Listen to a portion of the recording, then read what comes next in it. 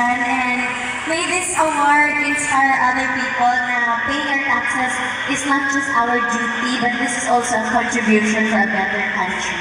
Maraming salamat po everybody, and thank you for this recognition again, and sana mabahay po tayo ng tamang buwis at sa tamang oras at sa tamang panahon, and mabuhay po ang lahat ng mga Pilipino. What a beautiful message, Kim. Thank you so much. Ayan, hello sa fourth floor, third floor, second floor. Hello po, magandang araw po sa inyo lahat. Maraming salamat po sa PRR for this recognition, and may this award inspire other people na paying our taxes is not just our duty,